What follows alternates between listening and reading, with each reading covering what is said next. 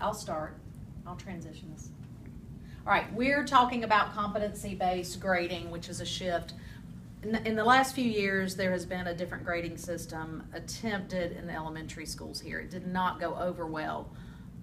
One, lack of proper training on the part of the teachers as to how to utilize the system.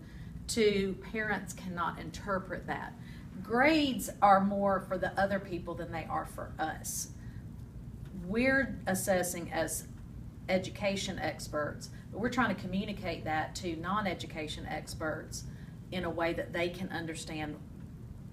Are we on target? Are we above target? Are we below target? Is basically what we're trying to tell parents and kids. So I truly believe that in the last 20 or 30 years, there's been a breakdown of the parent-school relationship, and even within the school. Hardly anyone trusts anyone within the school community. The parents don't trust us, which makes it difficult for us to trust them. And then our own administrators sometimes don't trust us because of what's being demanded of them and what they must tell us to do. So previously, when there was better trust between people and we put down a grade of 4 or a grade of 88, the parents could accept that. But I think they're less accepting now of what we communicate to them because they don't trust us. Well, and it's so vague because I guess it's not the real world application is not there. In the real world, those who those who perform and excel and exceed and push are more successful than those who. It's sort of like socialism. If Velez rocks it out and her project is just way above board, fantastic, and I do just the minimum just to pass that standard, we get the same thing. Because technically you both have the content right, knowledge. we both mastered that. You mastered the content. But hers rocks this word, like hers could be published. And that's what a lot of the kids are. Tell me what I got, they'll say that first thing. What have I got to do? What's the minimum or what's the easiest or whatever? They'll ask us that.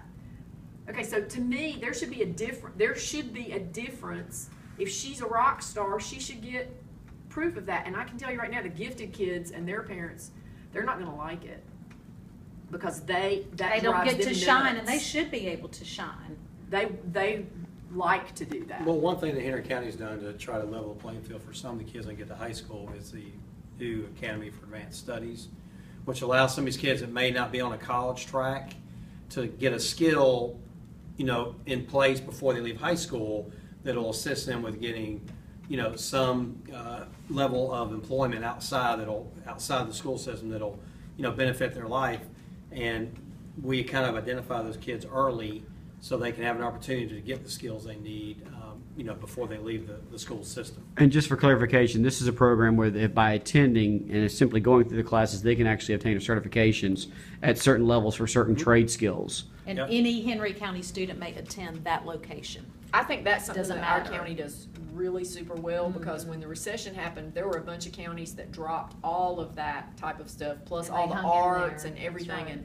And our county did the opposite and really developed that because it is ridiculous to tell every single kid they need to go to college. I mean, there are kids who can go be a plumber and make way more than some kid that went to college just to go to college. To be a teacher. Right, yeah. For example. Speak a little bit to the diversity of the classroom itself and how that's changed over the last few years in terms of how the school is adapting its curriculum to address that diversity, as well as the teachers themselves and the kids, how they're interacting. I know that we do have an ESOL program, but our Spanish population isn't that big in this school. The hardest part for ESOL students is language arts, but they don't see that ESOL teacher every day. They see them once a week. How are you supposed to address an ESOL person that doesn't, language arts, it's not their thing. Yep. I think it kind of depends on the county, as far as what your population is, because I know in counties like, if I'm not mistaken, up in Gwinnett, they have immersion programs. So when those kids first come in, they start out with all their core classes in Spanish, just to try to kind of, and then but they're learning English through all that at the same time and everything. But I think that's part of it. We just don't have the population for it yet. So I think we're kind of hobbling along while. What I did see as an improvement is we have a Spanish speaking student in 7th grade, and they gave her an iPad. and it has like translator in there, and somehow they scan her some of the tests and they put it in the iPad and she can take it in Spanish. I mean, it's just, I have seen that improvement since I was in school.